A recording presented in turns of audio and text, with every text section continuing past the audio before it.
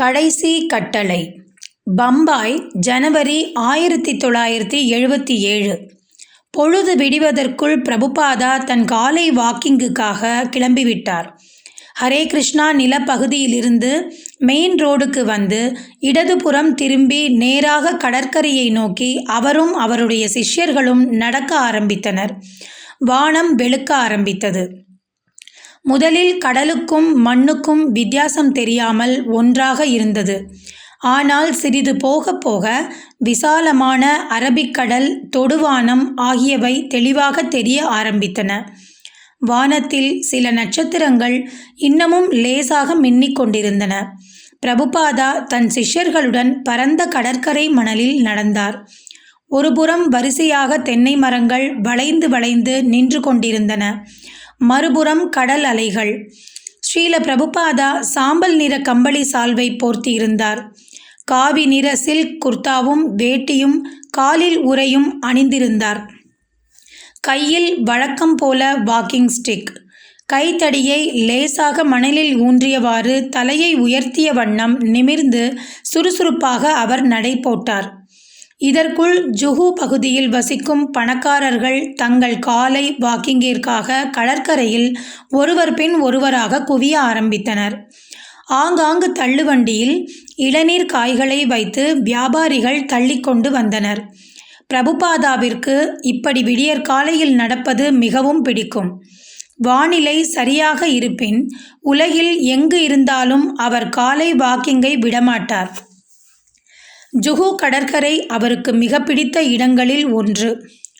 அவரும் அவரது சிஷ்யர்களும் நடந்து போய்க் கொண்டிருக்கையில் பாதி வழியில் அவரோடு டாக்டர் பட்டேல் மற்றும் அவரது நண்பர்களும் சேர்ந்து கொண்டார்கள். டாக்டருடைய நண்பர்களில் முக்கால்வாசி பேர்கள் டாக்டர்கள் மற்றும் வக்கீல்கள். நடந்து கொண்டே பிரபுபாதா திடீரென்று நின்றார்.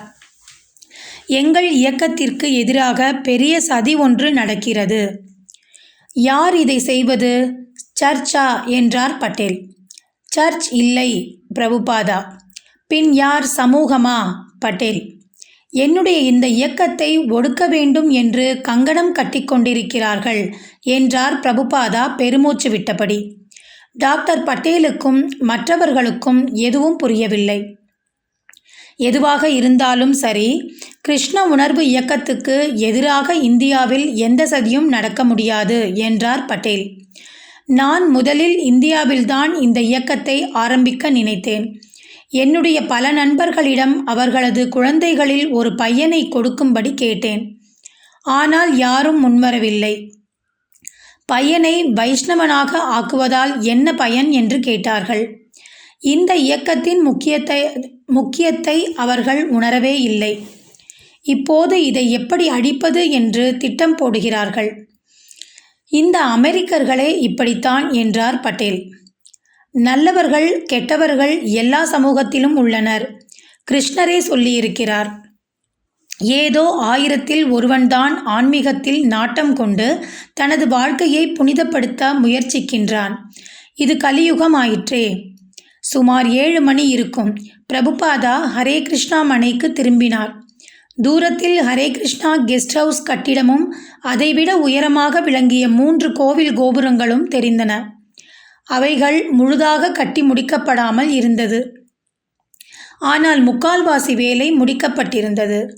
கோவில் கோபுரங்கள் இன்னமும் பளிங்கு கற்களால் மூடப்படவில்லை. பிரபுபாதா கோவில் மிக விரைவில் திறக்கப்படலாம் என்று எதிர்பார்த்தார். ஆனால் சுரபி மகாராஜ் கோவில் திறப்பு தாமதிக்கப்படலாம் என்றார். இதற்கு அவர் பல காரணங்களை சொன்னார். ஆகவே மொத்தத்தில் கோவில் என்று திறக்கப்படும் என்பது குறிப்பிட்டு சொல்ல முடியாதபடி இருந்தது.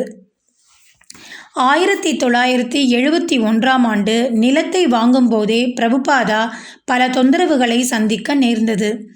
மிஸ்டர் என் பல தடங்கல்களையும் தொல்லைகளையும் ஏற்படுத்தினார். இவைகளையெல்லாம் எப்படியோ கடந்து இன்று கோவில் தயாராகி கொண்டிருக்கிறது. ராதா ராசவிகாரி விக்கிரகங்களை இந்தியாவிலேயே மிக அழகான வளம் பொருந்திய கோவிலில் குடியமர்த்தும் நாள் விரைவில் வந்துவிட்டது. ஸ்ரீல பிரபுபாதா தன்னுடைய இயக்கத்தை 4 திசைகளிலும் பரப்ப வெகுவாக உலகமெங்கிலும் பிரயாணங்கள் செய்து கொண்டிருந்த போதிலும் அப்போதைக்கப்போது தவறாமல் பம்பாய்க்கு வராமல் இருந்ததில்லை. இம்முறையும் வழக்கம்போல் அவர் சில நாட்கள் தங்கி இது இப்படி செய்ய வேண்டும் என்று அறிவுரை கூறி பிறகு செல்ல இருந்தார். இன்னமும் ராதா ராசபிகாரி தற்காலிகமாக நிறுவப்பட்ட கூரையின் கீழேயே வைக்கப்பட்டு பூஜிக்கப்பட்டு வந்தனர். இந்த கொட்டகையின் பின் வானத்தை தொட்ட வண்ணம் 3 கோபுரங்கள் மிடுக்காக நின்று கொண்டிருந்தது. ஸ்ரீல பிரபுபாதா ஹரே கிருஷ்ணா மனையில் நுழைந்தவர் நேராக ராதா ராசபிகாரி பளிங்கு விக்கிரகங்கள் முன் போய் நின்று அவர்களை கண் கொட்டாமல் சிறிது நேரம் பார்த்து கொண்டிருந்தார். விக்கிரகங்களின் அழகில் ஆழமாக லயித்து போனார். அன்று உங்களுக்கு ஒரு அருமையான கோவில் கட்டுவேன் என்று தான் கொடுத்த வாக்கு நிறைவேறும் காலம் மிக அருகில் வந்துவிட்டது என்பது அவருக்கு தெரிந்த போதும் கோவில் திறப்பை பார்ப்பதற்கு தான் இருப்போமா என்று சந்தேகப்பட்டார். அவருக்கு வயது 81 ஆகியிருந்தது. தவிர உடல் நலம் தொடர்ந்து சரியில்லாமல் தொல்லை கொடுத்தது. மரணம் பற்றிய முன்னறிவிப்பு என்பது பிரபுபாதாவுக்கு புதிதல்ல.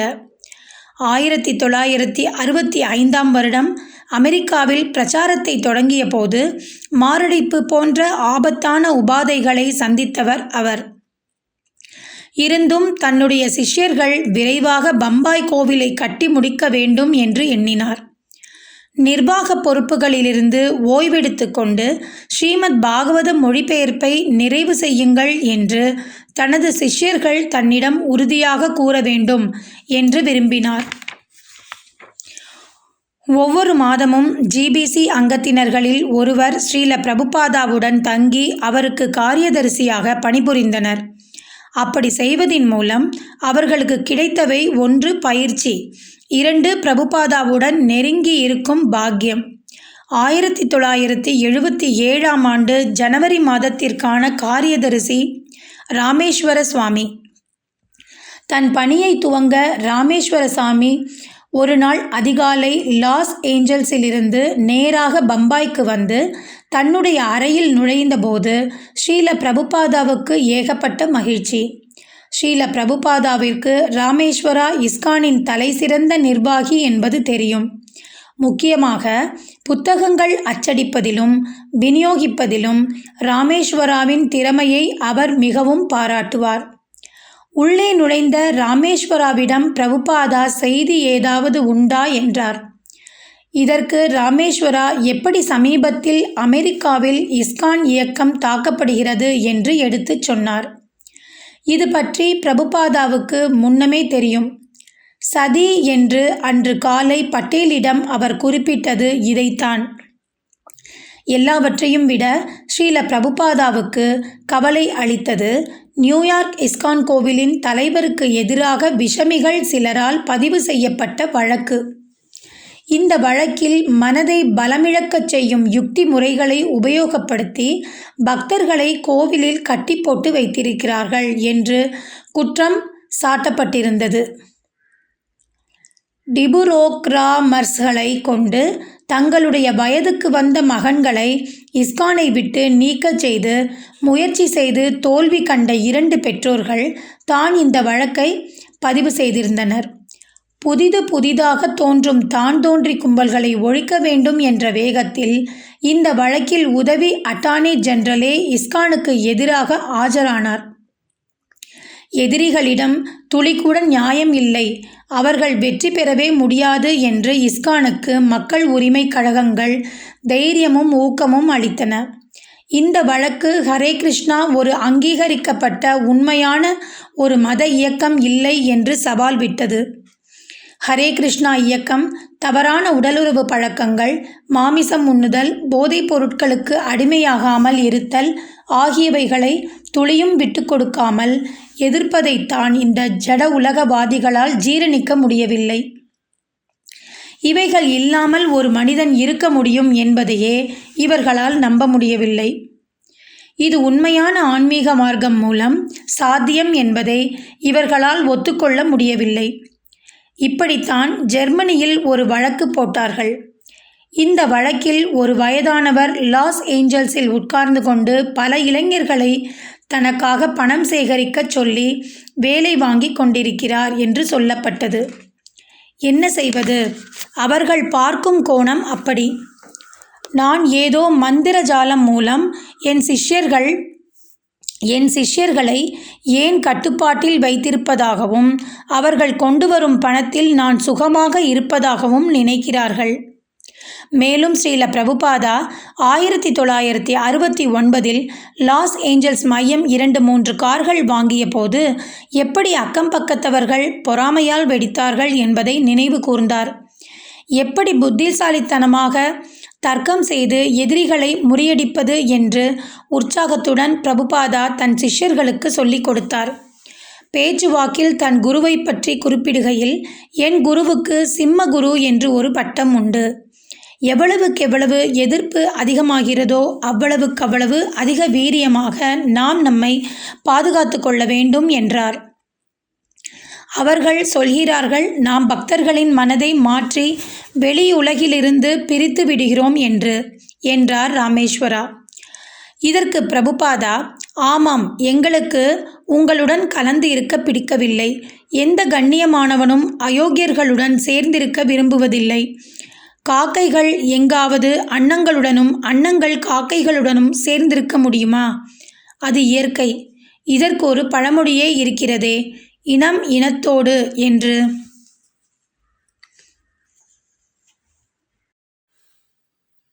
சிஷ்யர், அவர்கள் 5-6 விதிகளை சொல்லுகிறார்கள். இவைகள் இருந்தால் அது மனதை மாற்றுவது என்கிறார்கள். நாம் இந்த விதிகளை எல்லாம் நம் அங்கத்தினர்கள் மேல் திணிக்கிறோம் என்கிறார்கள். பிரபுபாதா, ஆமாம், நாம் மனதை மாற்றுகிறோம் என்பது மனதை சுத்தம் செய்கிறோம். உங்கள் மனதில் குப்பைகள் மண்டி கிடக்கிறது. அவைகளை நாங்கள் நீக்குகிறோம். மாமிசம் உண்ணுதல், தகாத உடலுறவு பழக்கங்கள், சூதாட்டத்தில் மயக்கம் போன்றவைதான் இந்த குப்பை கூளம். உங்களுடைய அறை அசுத்தமாக இருந்தால் அதை சுத்தம் செய்ய மாட்டீர்களா?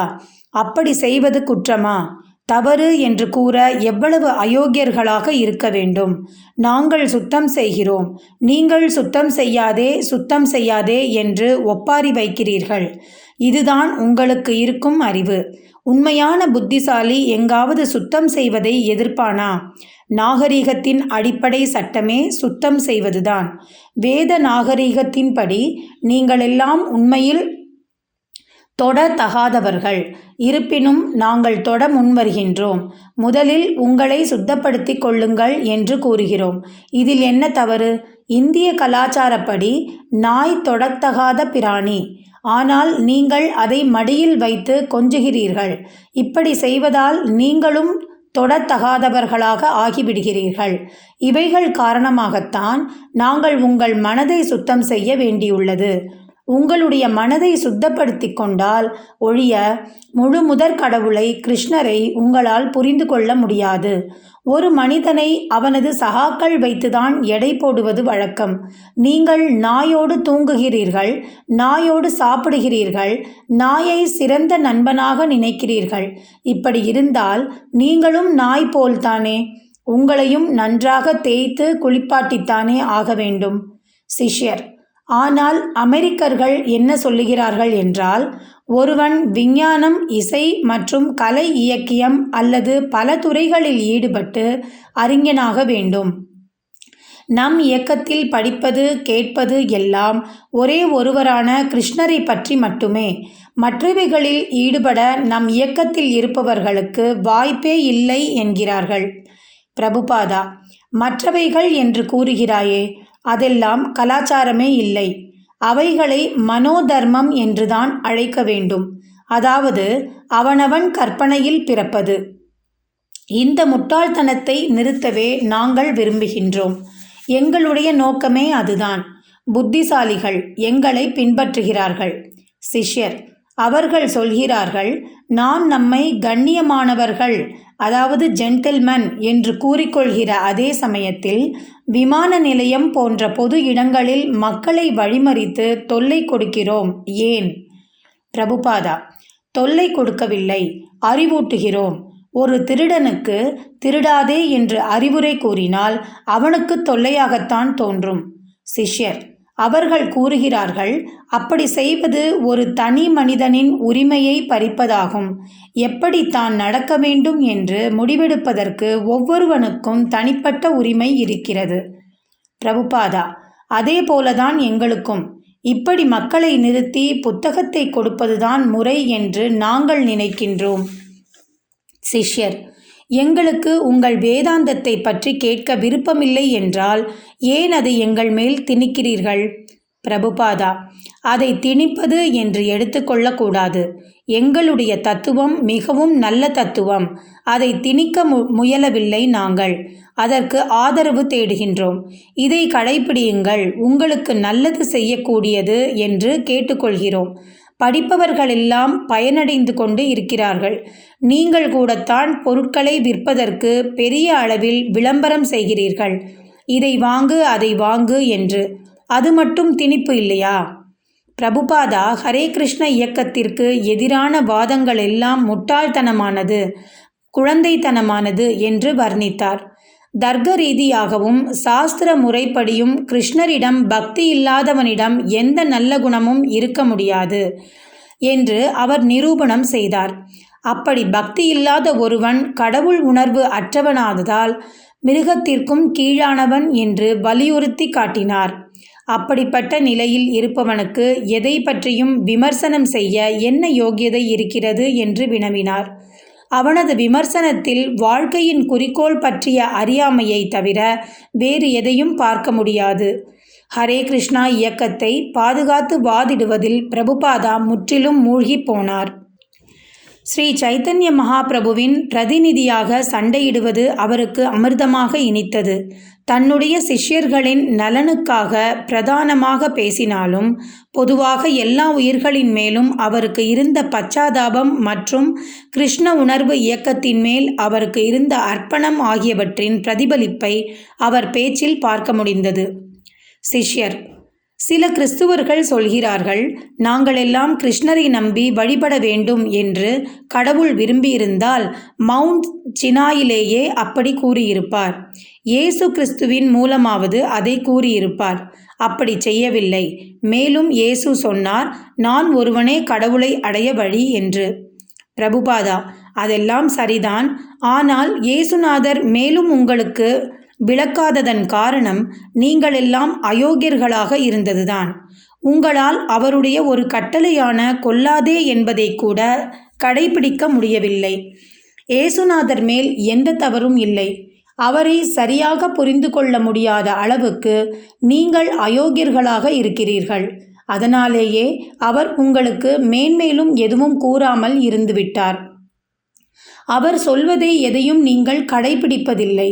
எப்படி அவரை நீங்கள் புரிந்து கொள்ள முடியும்? ஆகவேதான் அவர் மேலும் சொல்லாமல் நிறுத்தி கொண்டார். சிஷ்யர்: இதற்கு மேலும் வாதம் செய்ய எதுவும் இல்லை. பிரபுபாதா முடிவாக: உண்மையில் அவர்களுடைய வாக்குவாதம் சாரமில்லாதவை, உளுத்து போனவை. இவைகள் நடப்பதன் காரணம் கிருஷ்ணர் நமக்கு மேன்மை முக்கியத்துவம் கொடுக்க ஏற்படுத்திய திட்டம் என்றும் நினைக்கின்றேன். எதிர்ப்பும் பிரச்சாரம் செய்வதற்கான அரிய வாய்ப்பு. வழக்குகளையும் எதிர்ப்பையும் முறியடிக்க வேண்டுமானால் பக்தர்களுக்கு முதலில் பிரச்சாரம் செய்ய, போதனை செய்ய தெரிய வேண்டும். ஆன்மீக பலம் பெற்றவர்களாக அவர்கள் இருக்க வேண்டும். புவனேஸ்வர், ஜனவரி 1977. ஒரு மாதத்திற்கு பிறகு இன்னொரு ஜிபிசி அங்கத்தினரான சத்ஸ்வரூபதாசா கோஸ்வாமி பிரபுபாதாவின் காரியதரிசியாக பொறுப்பேற்றார். ஒரு நாள் மாலை பிரபுபாதாவின் அறையில் அவர்கள் உட்கார்ந்து கொண்டிருக்கையில் சத்ஸ்வரூபா சொன்னார், பிரபுபாதா, கிருஷ்ண உணர்வு இயக்கம் அமெரிக்க ஐக்கிய நாட்டை ஒரு நாள் ஆட்சி செய்யும் என்று நீங்கள் சொன்னதாக ராமேஸ்வராரிடமிருந்து கேள்விப்பட்டேன். என்னால் அப்படி ஒரு நிகழ்ச்சியை நினைத்து கூட பார்க்க முடியவில்லை. இப்போது நமக்கு இருக்கும் எதிர்ப்புகளை பார்த்தால் அது சாத்தியம் என்று நினைப்பது எனக்கு கடினமாக இருக்கிறது. அது நடக்கத்தான் போகிறது. நான் சொன்னது முற்றிலும் உண்மை. இப்போதுதான் நமது இயக்கம் வேர் விட்டிருக்கின்றது. இனி தண்ணீர் விட்டு நீங்கள்தான் இதை பாதுகாக்க வேண்டும். இப்போதுதான் பழம் என்ற பலன் உங்களுக்கு கிட்டும். முக்கியமாக நீங்கள் இந்த இயக்கத்தின் அரணாக இருந்து பாதுகாக்க வேண்டும். மக்கள் நம் இயக்கத்தை பற்றி நமது புத்தகங்கள் மூலம் அறிய வேண்டும். நாமும் நம் புத்தகங்கள் பற்றிய மக்களிடையே நிறைய பேச வேண்டும். ஆக இது ஒரு நாளில் ஏற்பட்டுவிடக்கூடியது அல்ல, இல்லையா? இல்லை, நமது இயக்கம் படிப்படியாக வளர்ந்து அப்படியொரு நிலையையும் அடையும். விதையை விதைத்தாயிற்று. அது பாதுகாப்பாக வளருவதற்கு மேலும் மேலும் புத்தகங்களை மக்களிடையே விநியோகியுங்கள். ஒவ்வொரு வீட்டிற்கும் புத்தகங்களோடு செல்லுங்கள். பிரபுபாதா சொன்னார். நீதிபதிகளை குறைந்தபட்சம் நமது புத்தகங்களை படிக்கும்படி கேட்டுக்கொள்ளுங்கள். நாம் நம்மை பாதுகாத்து கொள்ளும் வகையில் சொல்ல இருப்பது இதுதான். நீதிபதிகளும் வக்கீல்களும் தனது புத்தகங்களை படிப்பார்கள் என்ற நினைப்பே பிரபுபாதாவுக்கு மிகுந்த மன எழுச்சியை கொடுத்தது. தொடர்ந்து அவர் சொன்னார், கிருஷ்ணர் சொல்கிறார், எல்லாவிதமான தர்மங்களையும் விட்டுவிட்டு என்னிடம் மட்டும் சரணடை. நான் உன்னை எல்லா பாவ விளைவுகளிலிருந்தும் காப்பாற்றுகிறேன். நான் ஏன் சரணடைய வேண்டும் என்றால் தர்க்கம் செய், வழக்காடு, வருடக்கணக்கில் வழக்கு நடக்கட்டும். அப்போதுதானே உண்மைகள் ஒவ்வொன்றாக வெளிவரும். கடவுள் யார்? எல்லாவற்றையும் படைத்தது யார்? நம்முடைய நிலை என்ன? நாம் ஏன் சரணடைய வேண்டும் என்று. கல்கத்தாவில் கோஷ் என்ற பெரிய வக்கீல் ஒரு சமயம் வழக்கின் போது கோர்ட்டுக்கு ஏகப்பட்ட புத்தகங்கள் எடுத்து வந்திருந்தார். நீதிபதிகள், மிஸ்டர் கோஷ், ஒரு நூலகத்தையே கோர்ட்டுக்கு கொண்டு வந்து விட்டீர்களே என்று கிண்டல் செய்தனர். கோஷ் சொன்னார், கணம் பொருந்திய நீதிபதிகளே, உங்களுக்கு சட்டம் சொல்லித் தருவதற்காகவே இவை அனைத்தையும் கொண்டு வந்தேன். இந்த கதையை சொல்லிவிட்டு பிரபுபாதா சிரித்தார். மிஸ்டர் கோஷ் பயன்படுத்திய இதே முறையை தன் சிஷ்யர்கள் நியூயார்க் வழக்கில் உபயோகிக்க வேண்டும் என்று பிரபுபாதா விரும்பினார். ஏன் இவ்வளவு புத்தகங்களை கொண்டு வந்தீர்கள் என்று நீதிபதிகள் கேட்டால், நீங்கள் இவைகள் சொல்வதை கேட்டே ஆக வேண்டும். அதற்கு 12 வருடங்கள் ஆனாலும் சரி என்று கூற வேண்டும் என்றார் அவர். இதை செயல்முறைப்படுத்துவது என்பது கடினமாக தோன்றினாலும் அதை செய்ய முயற்சி செய்தே ஆக வேண்டும் என்று பக்தர்கள் எண்ணினார்கள். ஏனென்றால் வழக்கை கையாளுவது சம்பந்தமாக பிரபுபாதாவிடமிருந்து வந்த தனிப்பட்ட கட்டளை அல்லவா அது.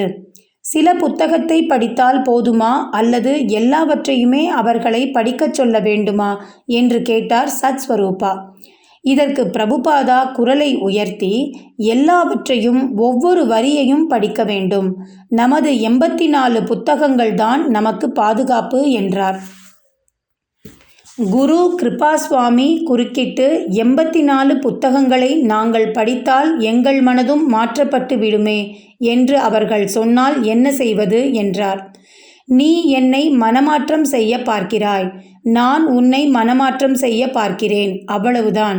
நீ உன் பலத்தை சோதிக்கிறாய், நான் எனது பலத்தை சோதிக்கிறேன்.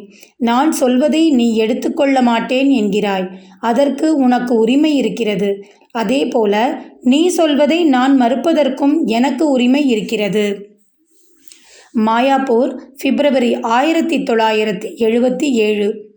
80க்கும் மேற்பட்ட வங்காள குருகுல குழந்தைகளும் மற்றும் நூற்றுக்கணக்கான பக்தர்களும் பிரபுபாதாவை மாயாப்பூர் கோவில் வாயிலில் கீர்த்தனை செய்தவாறு வரவேற்றனர்.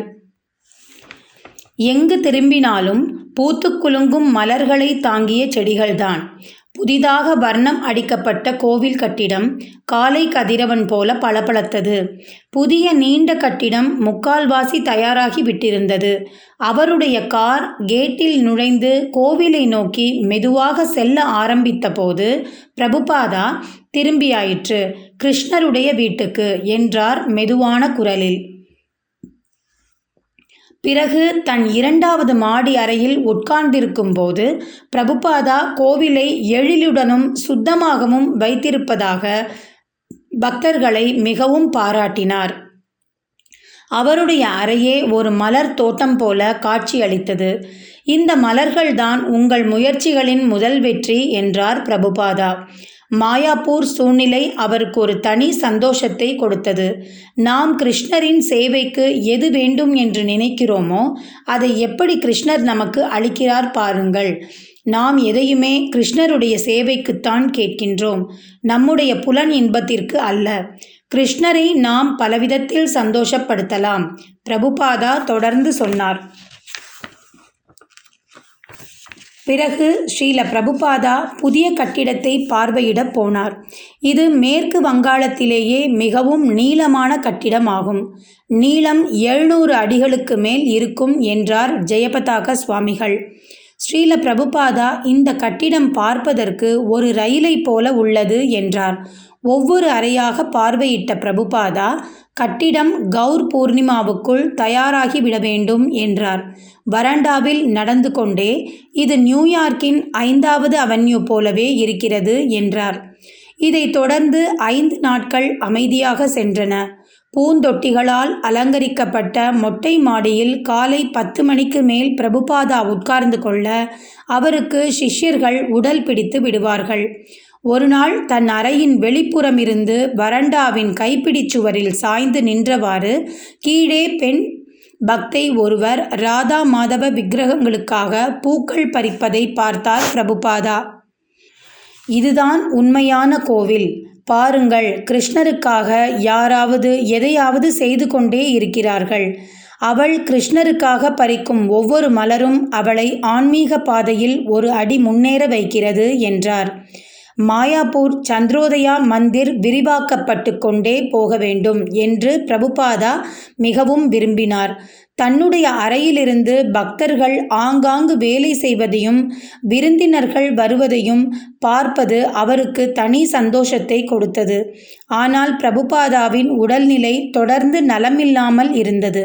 பித்த வாயு விகிதம் சரியில்லாததால் இந்த தொல்லை என்றார் அவர்.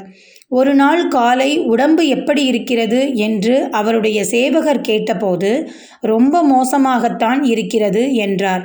பிரபுபாதாவுக்கு இருக்கும் உடல் நலமின்மையை அவருடைய சிஷ்யர்கள் ஜட கண்ணோட்டத்தோடு பார்க்கவில்லை. அதே சமயத்தில் அவர்களால் அவரை பற்றி கவலைப்படாமல் இருக்கவும் முடியவில்லை. அவர் அமெரிக்காவிற்கு முதலில் பயணம் செய்ததிலிருந்து இன்று வரை பலமுறை உடல் நலம் கெட்டிருக்கிறது. சில சமயம் மிகவும் சீரியஸாகவும் ஆகியிருக்கிறது. பிரபுபாதாவுக்கு இருக்கும் உபாதை முழுக்க ஆன்மீகத்தன்மை வாய்ந்தது, கிருஷ்ணரின் நேரடி கட்டுப்பாட்டுக்கு உட்பட்டது என்று பக்தர்களுக்கு நன்கு தெரியும். 1974 வருடம் பிருந்தாவனத்தில் தான் உடல் நலமில்லாமல் இருந்தபோது தான் நோய்வாய்ப்பட்டிருப்பதின் காரணம் தன் சிஷ்யர்கள் கிருஷ்ண உணர்வு விதிகளை கோட்பாடுகளையும் சரிவர அனுசரிக்காததுதான் என்று சொன்னார் பிரபுபாதா.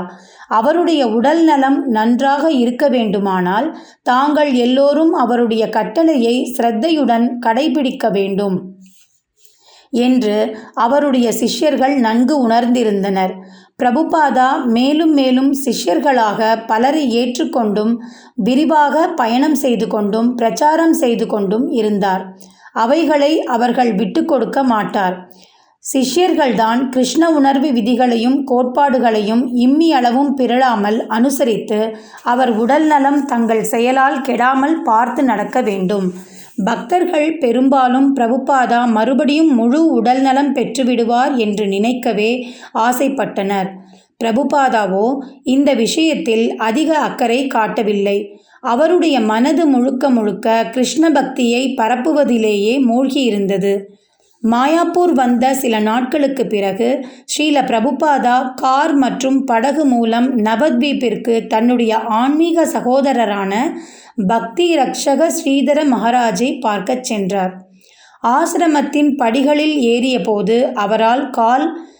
அவரது கால் திடீரென்று மடங்கி அப்படியே சரிந்தார். அருகில் இருந்த ஹரி ஷௌரி பிரபுபாதாவை கீழே விழாமல் பிடித்து கொண்டார். கடந்த 2 வாரங்களில் கால் மடங்கி இம்மாதிரி பிரபுபாதா வீழ்வது 2ஆம் முறை. இந்த 2 முறையும் பிரபுபாதா தன் பிரச்சார பணியை ஏதும் நடக்காதது போல தொடர்ந்து செய்தார். அவர் கவனமெல்லாம் கிருஷ்ண பக்தி பற்றியதான பிரச்சாரத்திலேயே எந்நேரமும் லயித்திருந்தது. ஒரு நாள் காலை பிரசாதம் சாப்பிட்ட பின் பிரபுபாதா வராண்டாவில் நின்றபடி மாயாப்பூர் இஸ்கான் நிலத்தை பார்த்து கொண்டிருந்தார். அருகில் நின்று கொண்டிருந்த ஹரி சௌரியிடம் அப்போது சொன்னார், நான் இப்போதே இறந்துவிட்டால் கூட அதனால் ஒன்றும் ஆகிவிடாது. ஏனென்றால் எல்லாவற்றிற்கும் ஒரு அஸ்திவாரத்தை நான் ஏற்கனவே ஏற்படுத்தி விட்டேன்.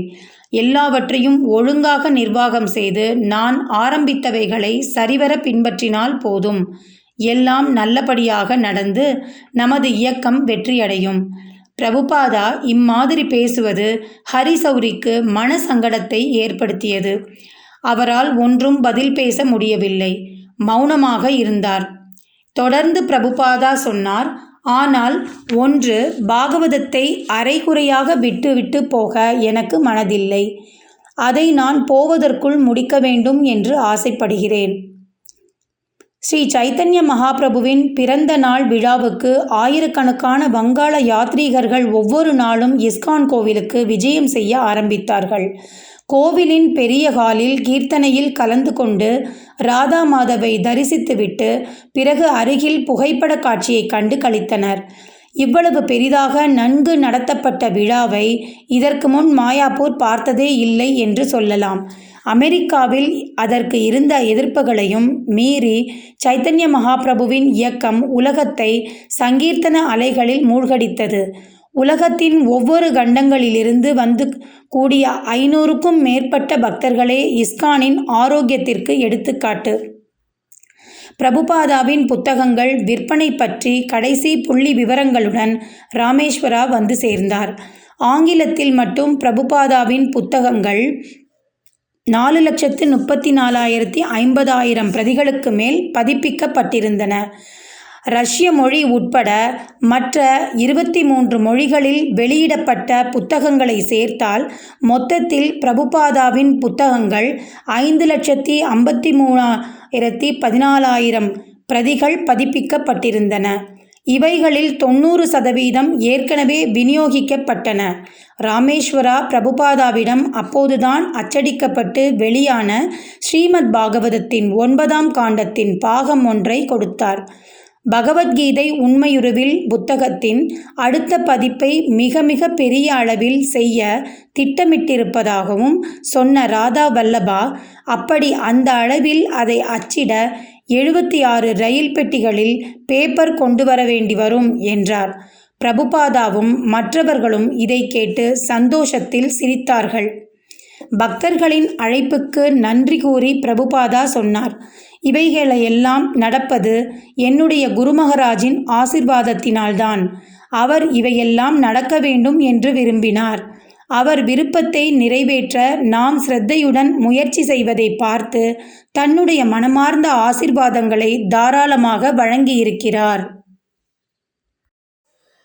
ஸ்ரீல பிரபுபாதா உடல் நலமில்லாத போதும் பிரச்சாரம் செய்வதிலும் எழுதுவதிலும் பக்தர்களை ஊக்குவிப்பதிலும் தொடர்ந்து சுறுசுறுப்பாகவே இருந்தார். மேலும் 2-3 பஸ்கள் நிறைய பக்தர்கள் வந்து இறங்கினார்கள். இவர்கள் வந்ததும் பிரபுபாதாவின் உடல்நிலை மறுபடியும் மிகவும் பாதிக்கப்பட்டது. இருப்பினும் தன் வேலைகளை தொடர்ந்து செய்தார். ஜிபிசி அங்கத்தினரிடையே வருடா வருடம் நடக்கும் 3 நாள் கூட்டம் தொடங்கியது. இக்கூட்டம் நடைபெற்ற ஒவ்வொரு நாள் மாலையும் இவ்வங்கத்தினர்கள் பிரபுபாதாவை சந்தித்தார்கள். கூட்டத்தில் அவர்கள் எடுத்த முடிவுகளையும் திட்டங்களையும் பிரபுபாதா மாற்றம் தேவைப்பட்ட இடங்களில் மாற்றங்கள் செய்த பின் அங்கீகரித்தார். இக்கூட்டத்தில் நிறைவேற்றிய கடைசி தீர்மானம் பிரபுபாதாவின் உடல் நலமின்மை காரணமாக எல்லா இஸ்கான் கோயில்களிலும் 24 மணி நேர கீர்த்தனை நடத்த வேண்டும் என்பதாகும். முன்பே ஒருமுறை 1974ஆம் ஆண்டு பிரபுபாதா மாரடைப்பு ஏற்பட்டு ஆபத்தான நிலையில் இருந்தபோது இவ்வாறு 24 மணி நேர கீர்த்தனை நடத்தப்பட்டது. இந்த தீர்மானத்தை பற்றி அறிந்த பிரபுபாதா அதை முழுவதாக அங்கீகரித்தார். ஹரே கிருஷ்ணா மந்திரத்தை உச்சரிப்பதுதான் சகல வியாதிகளுக்கும் மருந்தும் நிவாரணமும் ஆகும் என்றார் அவர். 2 வாரங்களுக்கு பிறகு பிரபுபாதா மாயாப்பூரில் இருந்தபோதே நியூயார்க் இஸ்கான் வழக்கின் தீர்ப்பு பற்றிய செய்தி டைம்ஸ் ஆஃப் இந்தியா பத்திரிகையில் முதல் பக்கத்தில் வெளியானது. தமால் கிருஷ்ணா இந்த பத்திரிகையின் பிரதியுடன் பிரபுபாதாவின் அறைக்கு வந்து செய்தியை உரக்க படித்து காட்டினார். ஹரே கிருஷ்ணா இயக்கம் ஒரு நல்ல அங்கீகரிக்கப்பட்ட மதமே. Washington, March 18. நியூயார்க் உயர்நீதிமன்றம் நேற்று ஹரே கிருஷ்ணா இயக்கம் ஒரு நல்லெண்ண அங்கீகரிக்கப்பட்ட மதம் என்று தீர்ப்பு வழங்கியது. இந்த தீர்ப்பை வழங்குகையில் நீதிபதி அவர்கள் ஹரே கிருஷ்ணா இயக்கத்திற்கு எதிராக கூறப்பட்ட குற்றச்சாட்டுகளை ஒதுக்கி தள்ளினார். தன் மகன் மற்றும் மற்றொரு பையனை ஹரே கிருஷ்ணா இயக்கம் பலவந்தமாக கோவிலில் பிடித்து வைத்திருக்கிறது என்றும் அவர்கள் மனதை மாற்றியது என்றும் ஒரு தகப்பனார் இந்த வழக்கை தொடுத்திருந்தார். தன் தீர்ப்பில் நீதிபதி கீழ்க்கண்டவாறு கூறியிருந்தார்: நம்மை நோக்கி இருக்கும் அடிப்படை கேள்வி இந்த 2 பேர்களுக்கும் ஹரே கிருஷ்ணா இயக்கத்தவர்களுக்கும் அவர்களுக்கு பிடித்த மதத்தை கடைபிடிக்க உரிமை உண்டா இல்லையா என்பதுதான். இதற்கு ஒரே பதில்தான் இருக்க முடியும், அதுதான் உண்டு என்பது. ஹரே கிருஷ்ணா இயக்கம் ஒரு தொன்மை வாய்ந்த நல்லெண்ண மதம்.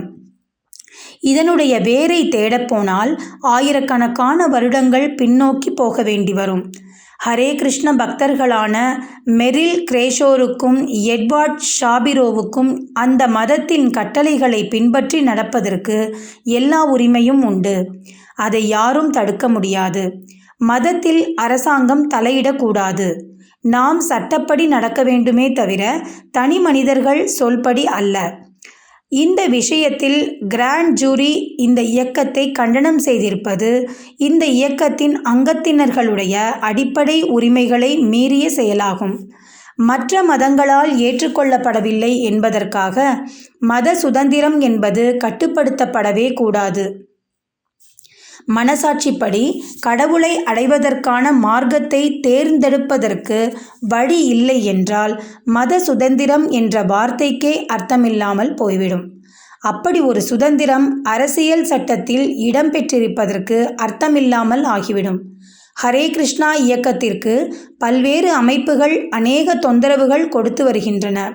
இந்த தீர்ப்புக்கு பிறகு இப்படிப்பட்ட தொல்லைகள் மிகவும் குறையும் என்று எதிர்பார்க்கப்படுகிறது. இன்றுதான் நான் எடுத்த காரியம் முழு வெற்றி அடைந்தது. 1965ஆம் வருடம் நான் அமெரிக்கா சென்றேன். 12 வருடங்களுக்கு பிறகு இன்றுதான் நம்மை அங்கீகரித்திருக்கிறார்கள். புத்தகங்களை தூக்கி கொண்டு தெரு தெருவாக அலைந்திருக்கின்றேன். அன்று யாரும் லட்சியம் செய்யவில்லை. இன்று எல்லாம் மாறிவிட்டது. கிருஷ்ணர் ஒரு அற்புதமானவர். அவருடைய வழிகளே தனி. அவரால் எல்லாவற்றையும் அற்புதமாகச் செய்ய முடியும் என்றார் பிரபுபாதா. நீதிபதியின் நேர்மையான தீர்ப்பை அவர் பாராட்டிக் கொண்டே இருந்தார். 14 வருடம் இழுக்கும் என்று நான் நினைத்த வழக்கு 14 மணிக்குள் முடிந்துவிட்டது என்று சொல்லி மகிழ்ந்தார். கிருஷ்ணர் கிருஷ்ணர்தான்.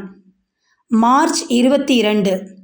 மிகவும் உடல் நலமில்லாத இந்த நிலையில் நீங்கள் பிரயாணம் மேற்கொள்ளக்கூடாது.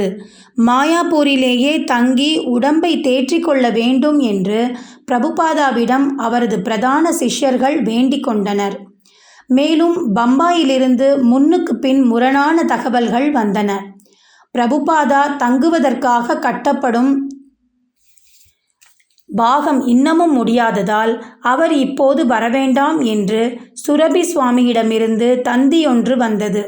அதே சமயத்தில் பந்தல் விழா ஒன்றை பம்பாய் அசாப் மைதானத்தில் ஏற்பாடு செய்திருப்பதாகவும் அதற்கு பிரபுபாதா கட்டாயம் வரவேண்டும் என்றும் கிரிராஜா மற்றொரு செய்தி அனுப்பியிருந்தார்.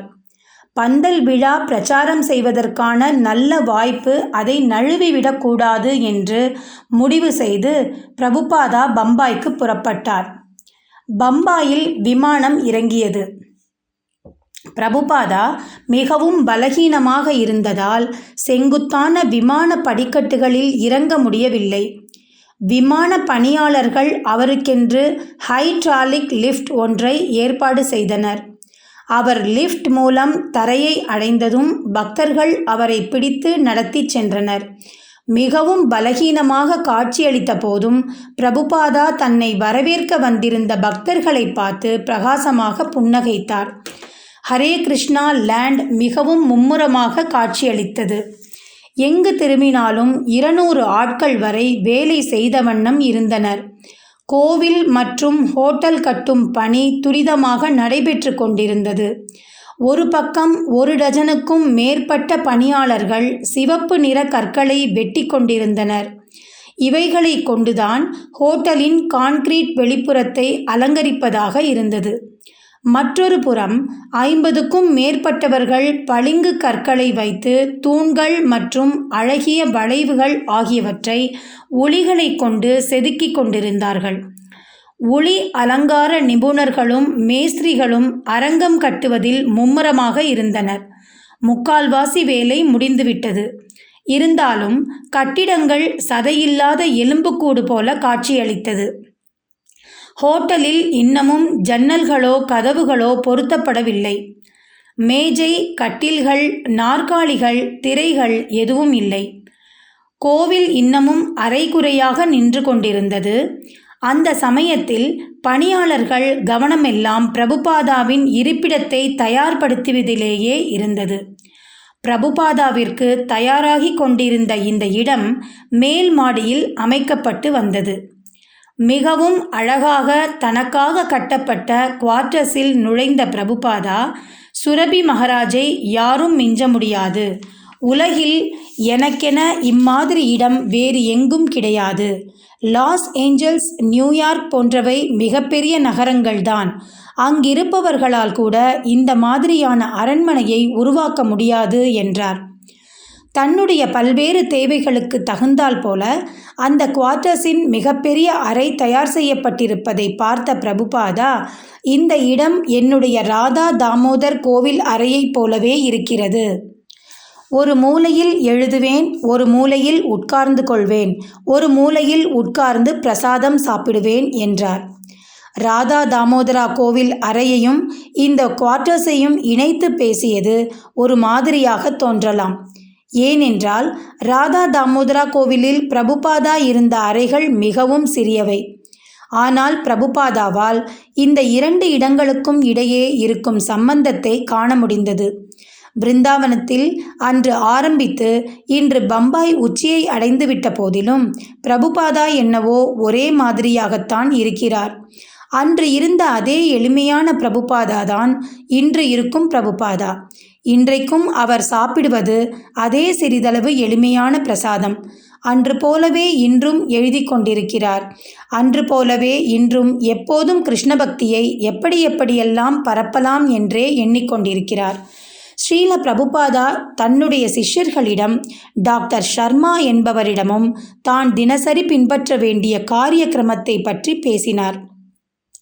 தான் தினமும் ராதா ராசபிகாரியை தரிசனம் செய்ய ஒரு முறை கீழே வருவது என்றும் வாரத்திற்கு ஒரு முறை பிரசங்கம் செய்வது என்றும் முடிவு செய்தார். மிகவும் முக்கியமான விஷயமாக இருந்தால் மட்டும் விருந்தினர்களை பார்ப்பது என்றும் முடிவு எடுக்கப்பட்டது. வருபவர்களில் முக்கால்வாசி பேர்கள் பொதுவாக நலமா, உடம்பு எப்படி இருக்கிறது என்று குசலம் விசாரிக்க ஆரம்பித்து அரை மணிக்கு மேல் எடுத்துக்கொண்டு விடுவார்கள். இப்படி நேரத்தை வீணடிப்பதில் என்ன பயன்? எப்படி இருக்கிறார்கள் என்று கேட்க வேண்டிய அவசியம் என்ன? எல்லோருக்கும் தெரியும் நான் உடல்நலமின்றி இருக்கிறேன் என்றார் பிரபுபாதா. உங்களை பார்க்க வேண்டுமென்றால் கோவில் ஹாலுக்கு காலையில் வரட்டும் என்றார் தமால் கிருஷ்ணா. நீ சொல்வது சரிதான். என்னை அவர்கள் உண்மையாகவே பார்க்க வேண்டும் என்று விரும்பினால் நான் தான் தினமும் காலையில் தரிசனத்திற்கு கோவிலுக்கு வருகிறேன். அங்கு பார்த்து கொள்ளட்டும். பார்த்தால் போதாதா? பேச என்ன இருக்கிறது? ஒரே கேள்விகளைத்தான் கேட்கப் போகிறார்கள். இப்படிப்பட்ட வெற்று பேச்சுக்கு பதிலாக அவர்கள் உங்கள் புத்தகங்கள் சிலவற்றை வாங்கலாம் இல்லையா என்றார் கர்கமுனி. இப்படி திருப்பி திருப்பி எப்படி இருக்கிறீர்கள், நலமா என்றெல்லாம் அவர்கள் கேட்க நான் அதற்கு பதில் சொல்ல இதெல்லாம் நேரத்தை வீணடிப்பதாகும்.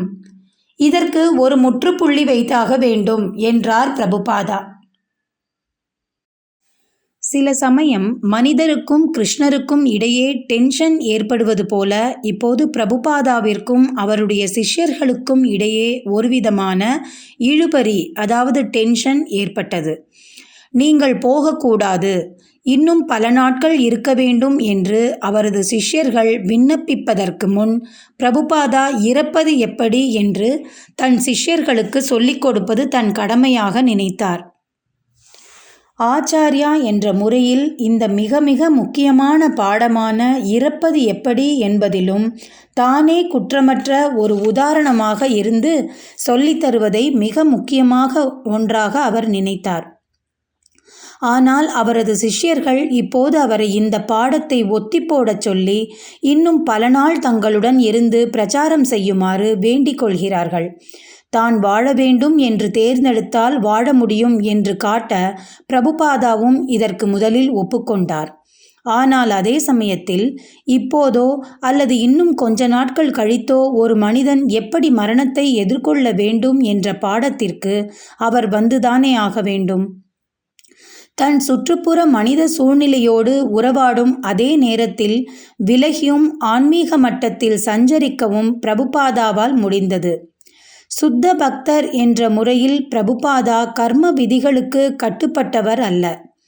கர்மாவின் உந்தலினால் அவர் மறையப் போவதும் இல்லை. ஸ்ரீல ரூப கோஸ்வாமி கூறியது போல, உடல், மனம், வார்த்தைகள் ஆகியவற்றை முழுதுமாக கிருஷ்ணருடைய சேவையில் ஈடுபடுத்துபவர்கள் இவ்வுலகில் இருந்தபோதும் விடுதலை அடைந்தவர்கள் ஆவர்.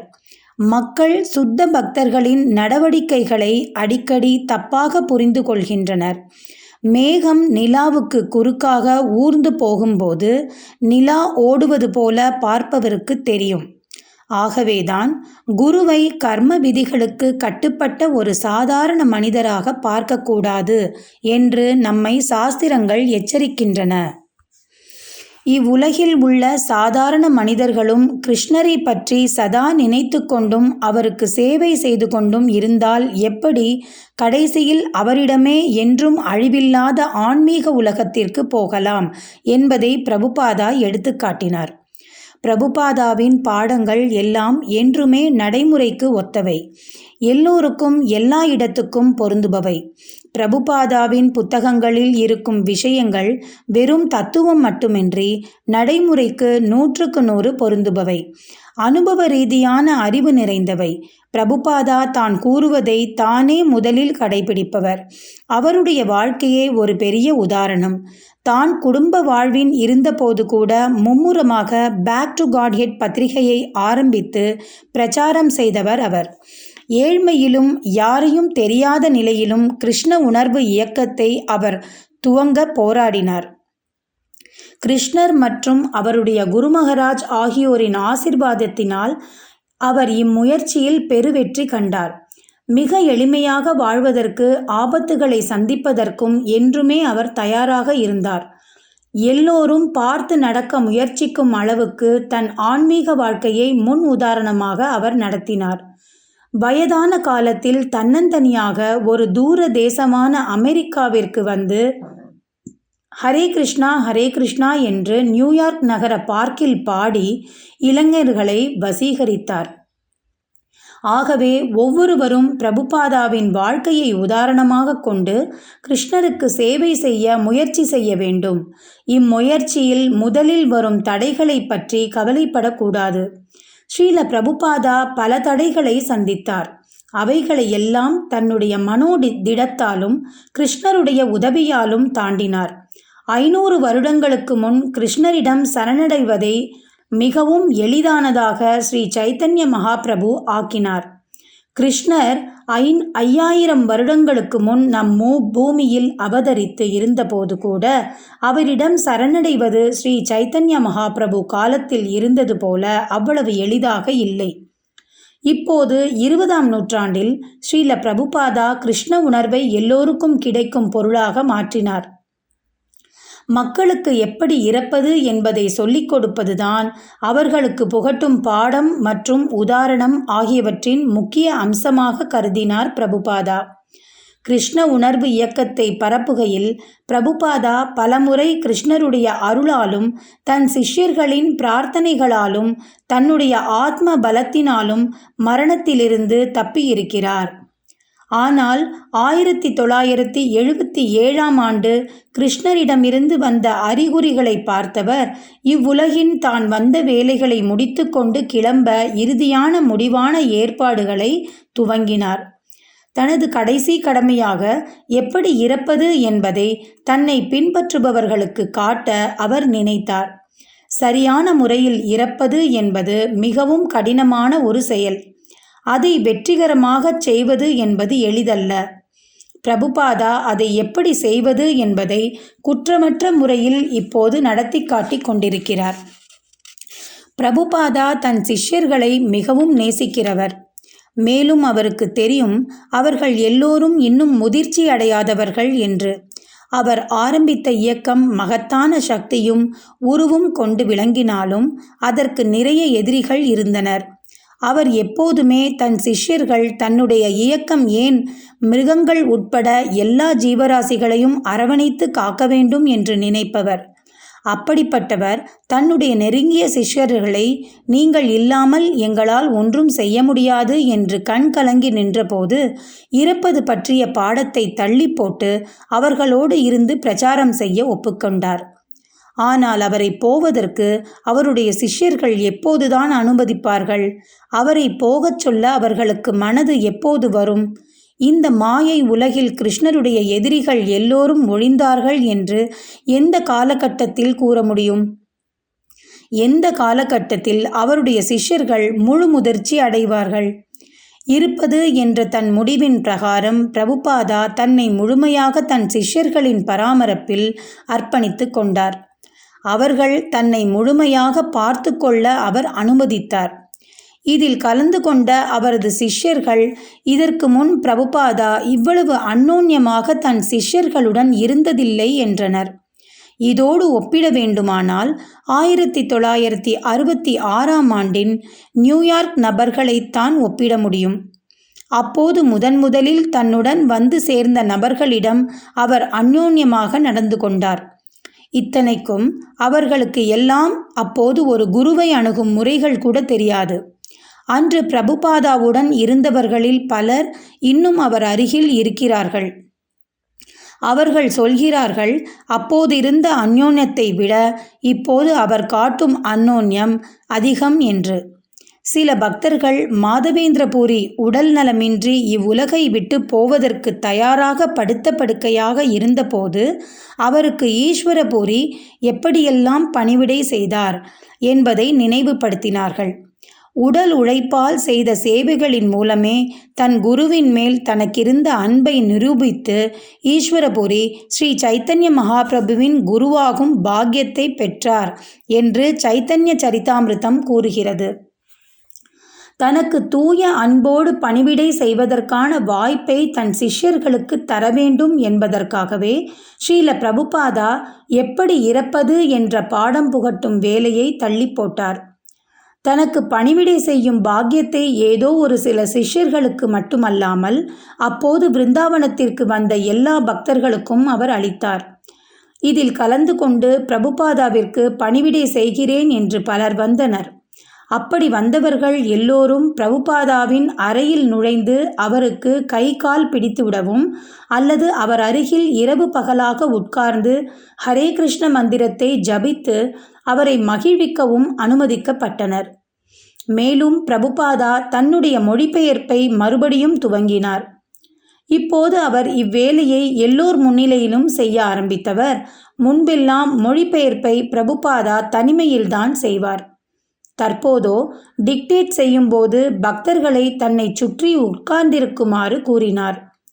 ஒரு பக்தர் சமஸ்கிருத ஸ்லோகத்தை படிப்பார். மற்றொருவர் பிரபுபாதாவின் வாயருகில் மைக்ரோஃபோனை பிடித்து கொள்வார். சில சமயம் அவர் குரல் மிகவும் ஒடுங்கி இருக்கும். இருந்தும் பிரபுபாதா தொடர்ந்து மொழிபெயர்ப்பு செய்வார். அவருடைய சிஷ்யர்கள் அதிசயித்து நிற்பார்கள். அவருடைய சிந்தனை தெளிவாகவும் அவருடைய ஞாபக சக்தி கூர்மையாகவும் இருந்தது. பல்வேறு சாஸ்திரங்களிலிருந்து மேற்கோள்களையும் குறிப்புகளையும் அவரால் அந்நிலையிலும் சொல்ல முடிந்தது. அவருடைய விளக்கமும் விரிவுரையும் என்றும் போல கடுமையாகவும் ஆழமாகவும் இருந்தது. பிரபுபாதா தொடர்ந்து தனக்கு மரணத்தை பற்றிய பயமின்மை பற்றியும் ஆன்மீக அறிவில் தன் மனதுக்கு இருந்த ஐக்கியத்தை பற்றியும் பேசினார். போர்த்துகீசிய மொழியில் புதிதாக அச்சடிக்கப்பட்ட புத்தகங்களை ஹிருதயானந்த கோஸ்வாமியிடமிருந்து வாங்கிக் கொண்டு பிரபுபாதா சொன்னார், ஜட வாழ்க்கை வெறும் எலும்புமயமானது. எலும்பும் சதையும் நிஜ வாழ்க்கை அல்ல. எலும்பும் சதையும் இன்று இருக்கும், நாளை போய்விடும். வெறும் எலும்போடு வாழ்ந்த ரிஷி ஒருவரை பற்றி சரித்திரம் கூட இருக்கிறது. வெறும் எலும்போடு மட்டுமே உயிர் வாழக்கூடிய விஞ்ஞானமே இருக்கிறது. ஏன் ஹிரண்யகசிபு கூட இதை செய்து காட்டினான். பிரபுபாதா, நீங்கள் கூட அதை செய்து காட்டுக் கொண்டிருக்கிறீர்கள் என்றார் தமால் கிருஷ்ணா. இந்த எலும்புக்கூட்டை எவ்வளவு நாட்கள் முடியுமோ அவ்வளவு நாட்கள் பராமரியுங்கள் என்ற பிரபுபாதா தொடர்ந்து, ஜட வாழ்க்கை என்பது இதுதான். தொடர்ந்து எலும்பையும் சதையையும் ஒன்றாக சேர்த்து பராமரித்து கொண்டிருப்பது. உண்மையில் தாங்கள் யார் என்று யாருக்கும் தெரிவதில்லை என்றார். ஆத்ரேய முனி பிரபுபாதாவை டெகானுக்கு வந்து இருக்குமாறு வேண்டினார். இதற்கு பிரபுபாதா, நான் வர தயார், ஆனால் ஒரு எலும்புக்கூட்டை அழைத்து போக நீங்கள் தயாரா என்றார். பிரபுபாதாவின் இம்மாதிரி போதனைகள் அவர் புத்தகங்களில் இருப்பவைதான். இருப்பினும் தன்னுடைய நிலைமையையே உதாரணமாக வைத்து இப்போது இந்த விஷயங்களை பற்றி அவர் பேசும்போது வார்த்தைகள் நெஞ்சை தொடுவதாக இருந்தது. அவருடைய சிஷ்யர்களில் பலர் பிரபுபாதாவை பீஷ்மருடன் ஒப்பிட்டு பேசினார்கள். பீஷ்மர் எப்படி அம்பு படுக்கையில் படுத்தவாறு தன் கடைசி அறிவுரைகளை சொன்னாரோ அதே போல பிரபுபாதா தன் சிஷ்யர்களிடம் இப்போது இதை இப்படி செய்ய வேண்டும் என்று சொல்லிக் கொண்டிருக்கிறார். பீஷ்மர் எப்படி தான் இறக்க வேண்டிய நேரத்தை தானே தேர்ந்தெடுத்து காத்திருந்தாரோ அதே போல பிரபுபாதாவும் தன்னுடைய உடல்நிலையை சட்டை செய்யாமல் இறப்பை தூர நிறுத்தி வைத்து தன் சிஷ்யர்களுக்கு ஆன்மீக போதனைகளை செய்த வண்ணம் இருக்கிறார். ஆனால் ஒன்று, பிரபுபாதாவின் ஆன்மீக குழந்தைகளால் அவர் சொல்வதை மட்டும் கேட்டுக்கொண்டு கைகளை கட்டிக்கொண்டு சும்மா இருக்க முடியவில்லை. கண் கலங்க நின்று தன்னை போக வேண்டாம் என்று அவர்கள் கேட்டுக்கொண்ட போது பிரபுபாதா அவர்களுடைய அன்பை ஏற்றுக்கொண்டார். ஆனால் இப்போது அவர்கள் வேண்டுவது எல்லாம் பிரபுபாதா வழக்கம் போல் நடமாட வேண்டும், பேச வேண்டும், சிரிக்க வேண்டும், அவர்களை கண்டிக்க வேண்டும். இதையெல்லாம் செய்ய பிரபுபாதாவிற்கு சக்தி திரும்ப வர வேண்டும். அதற்கு அவர் சாப்பிட வேண்டும், பழரசம் போன்றவற்றை அருந்த வேண்டும். அப்படி செய்ய அவர் ஒத்துக்கொள்ள வேண்டும். பிரபுபாதாவோ இதை செய்ய மறுக்கிறார். சாப்பிடவோ பழரசம் போன்ற பானங்களை கூட அருந்தவோ மறுக்கிறார். தன்னுடைய சிஷ்யர்களுடன் அன்பு பரிமாற்றம் செய்து கொள்வதற்காக அவர் இவ்வுலகை விட்டு போவதை தள்ளி போட்டது உண்மைதான். ஆனால் அதே சமயத்தில் சாப்பிட மறுப்பதன் மூலம் தான் சீக்கிரம் கிளம்புவதையே விரும்புவதாக காட்டிக்கொண்டார் அவர். நீராகாரம் கூட எடுத்துக்கொள்ளாமல் உயிரை தக்க வைத்துக் கொள்வது என்பது நடக்கிற காரியம் என்று பிரபுபாதா ஒப்புக்கொண்டார். தன் உடம்பு சக்தி பெற வேண்டும் என்றால் அது உணவு உட்கொள்வதால் மட்டுமே முடியும் என்று அவருக்கு தெரியும். விந்தையாக எதுவும் நடக்கும் என்று அவர் எதிர்பார்க்கவும் இல்லை. அப்படி ஏதேனும் நடக்க வேண்டும் என்று அவர் விரும்பவும் இல்லை. இருந்தும் ஏதோ ஒரு காரணத்திற்காக அவர் சாப்பிட மறுத்தார். கிருஷ்ணருடைய எண்ணத்திற்கு இணையாகவே தன் எண்ணத்தையும் வைத்து கொண்டு கிருஷ்ணருடைய புனித நாமங்களையே முற்றிலும் சார்ந்திருந்தார். அவரை பார்க்க வந்த மருத்துவர்களுக்கு அவருடைய முறை புதிதாக இருந்தது. ஆனால் வைஷ்ணவர்களுக்கெல்லாம் அவரது எண்ணம் நன்கு புரிந்தது. பிரபுபாதாவின் சேவகர்கள் அவரை ஒழுங்கான வைத்தியத்திற்கு உட்படுத்த எவ்வளவோ முயன்றார்கள். ஆனால் பிரபுபாதா கீர்த்தனையையும் பாகவதத்தையும் தவிர வேறு எந்த மருந்தும் வேண்டாம் என்று கூறிவிட்டார். தன்னுடைய சிஷ்யர்கள் படும் கவலைகளைக் கண்டு அவர்கள் மேல் மிகவும் பச்சாதாபப்பட்டார். அவர்கள் இருக்கும் இரண்டும் கெட்டான் நிலைமைக்கு பொறுமையாக விளக்கமளித்தார். குருவுக்கும் அவர்கள் மேலும் மேலும் சரணடைய வேண்டும் என்பதற்காகவே அவர்களை தனக்கு வைத்தியம் செய்ய அரவணைத்து பராமரிக்க அனுமதித்தார். ஆனால் இப்போது கிருஷ்ணருடைய எண்ணமோ பிரபுபாதா சீக்கிரம் இவ்வுலகத்தை விட்டு கிளம்ப வேண்டும் என்பதுதான் என்பது கொஞ்சம் கொஞ்சமாக தெளிவாக ஆரம்பித்தது. விரும்பினால் பிரபுபாதா இறப்பை தள்ளி போட்டு தொடர்ந்து தங்களுடன் இருக்கலாம் என்ற எண்ணம் பவானந்தாவிற்கு எப்போதுமே உண்டு. இதன்படி அவர் சொன்னார், இவ்வுலகின் கழுத்தில் மாயையின் பிடி இறுகாமல் இருப்பதற்கு காரணமே நீங்கள் என்று எங்களால் நினைத்து கூட பார்க்க முடியவில்லை. என்னுடைய கையில் என்ன இருக்கிறது? எல்லாம் கிருஷ்ணர் பலராம் கைகளில்தான் என்றார் இதற்கு பிரபுபாதா. பிரபுபாதா தெளிவாகவும் தர்க்க ரீதியாகவும் கிருஷ்ணரிடம் முழுமையான பக்தியோடும் பேசினார். கடைசி நேரம் வரை வங்காளத்தில் பழம்பெரும் கோவில்களை காப்பது, பாதுகாப்பது, புதுப்பிப்பது, இஸ்கானின் சொத்துக்கள் மற்றும் பணம் பற்றிய விஷயங்களை விரிவாக பேசுவது, கட்டளைகள் பிறப்பிப்பது போன்றவற்றை தெளிவாகச் செய்தார். அதே சமயத்தில் இதற்கெல்லாம் இடையில் கீர்த்தனையிலும் ஸ்ரீமத் பாகவதத்திலும் அவரால் மூழ்கியிருக்க முடிந்தது. சிஷ்யர்களுக்கு இன்னும் கொஞ்ச காலம் இருப்பேன் என்று வாக்கு கொடுத்திருந்த போதிலும் பிரபுபாதா தன்னுடைய கடைசி பாடத்தை நோக்கி மறுபடியும் நகர ஆரம்பித்தார். அன்பு என்பது மரணத்திற்கு அப்பாற்பட்டது என்றும் ஒரு சிஷ்யனின் அன்பிற்கு குருவை போகவிடாமல் பிடித்து வைத்திருக்கும் பலமும் ஒரு சுத்த பக்தருக்கு தனக்கு கொடுக்கப்பட்டிருக்கும் வாழ்நாளை விட அதிக நாட்கள் உயிருடன் இருப்பதற்கான சக்தி உள்ளது என்றும் பிரபுபாதா பாடம் புகட்டினார். இதற்கிடையில் ஒரு நாள் பிரபுபாதாவுடைய சகோதரியான பிஷிமா திடீரென்று வந்து சேர்ந்தார். பிரபுபாதா அவரை கிச்சடி செய்யுமாறு சொன்னார். அந்த சமயம் பிரபுபாதாவிற்கு நீராகாரமாய் கொடுத்து உடம்பை தேற்ற முயற்சி செய்து கொண்டிருந்தனர். பிரபுபாதா தன் சகோதரியை கிச்சடி செய்ய சொன்னதை கேள்விப்பட்ட கீர்த்தனானந்தாவும் மற்ற சிஷ்யர்களும் இப்படி திடீரென்று திட உணவை அவர் சாப்பிடுவது ஆபத்து என்று எதிர்த்தனர். ஆனால் பிரபுபாதா கேட்கவில்லை. அதெல்லாம் பரவாயில்லை, அவள் என்ன சமைத்தாலும் எனக்கு நல்லதாய்த்தான் அமையும், அவள் ஒரு வைஷ்ணவி என்றார் அவர். பிறகு தொடர்ந்து மிகவும் தன்னடக்கத்துடன் பேச ஆரம்பித்தார். என்னுடைய வெற்றி, வளமை ஆகியவை என்னுள் சிறிது கர்வத்தை ஏற்படுத்திவிட்டது என்று நினைக்கின்றேன். கடவுள் அந்த கர்வத்தை இப்போது உடைத்து விட்டார். உடம்பே இல்லாத போது எதை வைத்து கர்வம் அடைவது?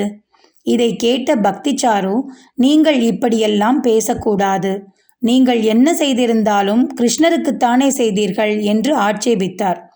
இருக்கலாம், ஆனால் இந்த உலகத்தில் நமக்கும் தெரியாமல் நாம் மற்றவர்களை புண்படுத்தி விடுகிறோம்.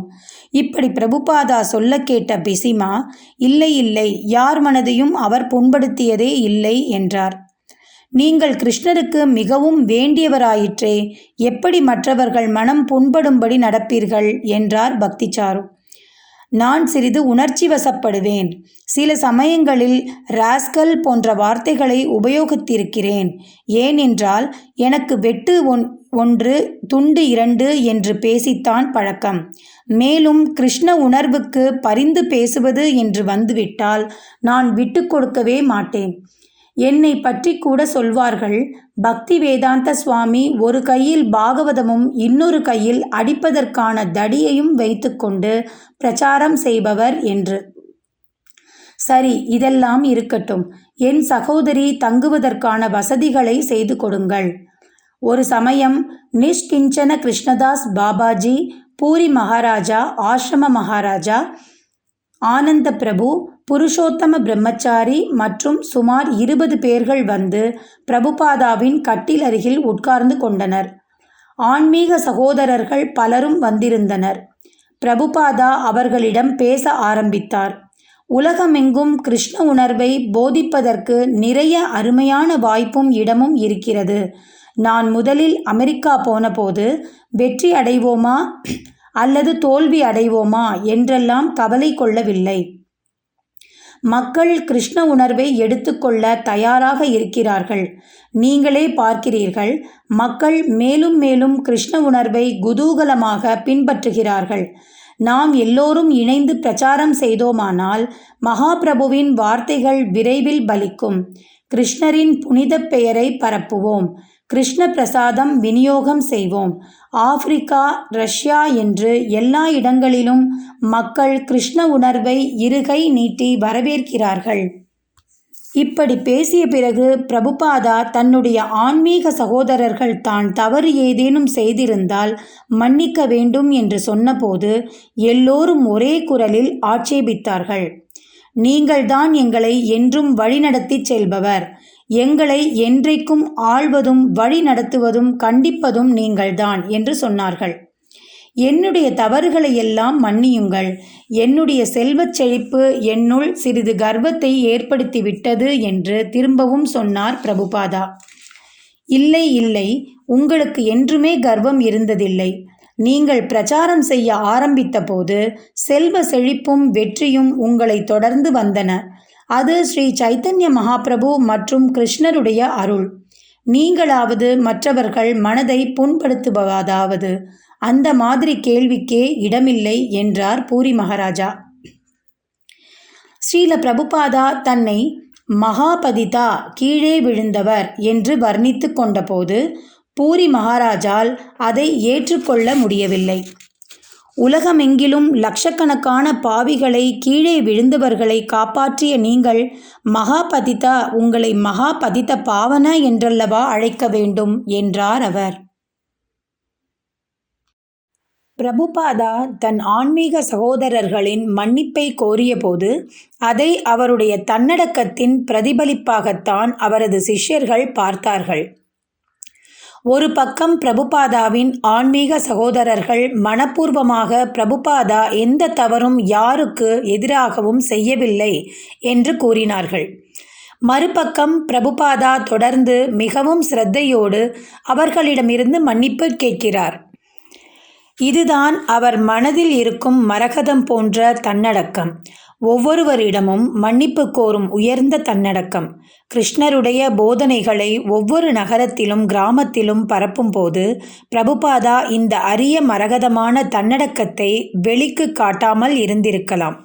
அதற்கு காரணம் அது பிரச்சாரத்திற்கு ஒருவித தடையாக இருந்திருக்கும் என்பதுதான். இப்போது பிரபுபாதா தாராளமாக இதை காட்டுகிறார். லண்டனிலும் தற்போது பிருந்தாவனத்திலும் பிரபுபாதா வழக்கமான கண்டிப்புக்கு பதிலாக அதிகப்படியான அன்பையும் நன்றியையும் தன் சிஷ்யர்களிடம் காட்டினார். இப்படிப்பட்ட தன்னடக்கமே உருவான பாவம் பக்தி சேவையின் மிக உச்சகட்டத்தில் இருப்பவரிடம் மட்டுமே தோன்றும் அடையாளமாகும். தன்னுடைய புத்தகங்களில் பிரபுபாதா கூறியிருக்கிறார், இரண்டாவது தர பக்தர்களான மத்திம அதிகாரிகள் பக்தர்கள், பக்தர் அல்லாத அதே சமயத்தில் அப்பாவித்தனமானவர்கள் மற்றும் அசுரர்கள் ஆகியோரிடையே பேதம் பார்ப்பவர்கள். ஆனால் உத்தம அதிகாரிகள் என்றும் மகாபாகவதர்கள் என்றும் அழைக்கப்படும் முதல் தர பக்தர்கள் தங்களைத் தவிர எல்லோரையும் கிருஷ்ணருடைய சேவகர்களாக பார்ப்பார்கள். சில சமயம் முதல் தர பக்தர்களான மகாபாகவதாக்கள் மிகவும் கருணை கொண்டு கிருஷ்ண உணர்வை பிரச்சாரம் செய்வதற்காக தாங்களாகவே முதல் தர நிலையிலிருந்து இரண்டாவது தர நிலைக்கும் இறங்கி வருவதுண்டு. மகாபாகவதர்களின் நிலையை பற்றி இதுவரை சாஸ்திர புத்தகங்களில் மட்டுமே படித்திருந்த பிரபுபாதாவின் சிஷ்யர்கள் அதை இன்று நேராகவே கண்கூடாக பார்த்தார்கள். பிரபுபாதாவின் செயல், தோற்றம், வார்த்தைகள் ஒவ்வொன்றும் அவர் ஒரு மகாபாகவதர் என்று பறைசாற்றியது. தன்னுடைய சிஷ்யர்களில் ஒருவரான லோகநாத் சுவாமி ஒரு மாட்டு வண்டியில் சில பக்தர்களை ஏற்றிக்கொண்டு கிராமம் கிராமமாகச் சென்று பிரச்சாரம் செய்கிறார் என்பதை கேள்விப்பட்ட பிரபுபாதாவுக்கு பெரும் புத்துணர்ச்சி ஏற்பட்டது. தானும் ஒரு மாட்டு வண்டியில் உட்கார்ந்தவாறு பிருந்தாவனத்தை பிரதட்சணம் செய்ய வேண்டும் என்று ஆசைப்பட்டார். தமால் கிருஷ்ணாவும் பவானந்தாவும் இதை கேட்டு சற்று அதிர்ந்து போனார்கள். பிரபுபாதாவின் உடல் இருக்கும் நிலையில் மாட்டு வண்டி பயணம் ஆபத்தானது என்று இவர்கள் எண்ணினார்கள்.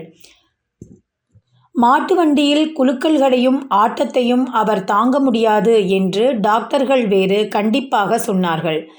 ஒருவர் போகலாம் என்றார், ஒருவர் வேண்டாம் என்றார். இப்படி பலர் பலவித கருத்துக்களை சொன்னார்கள்.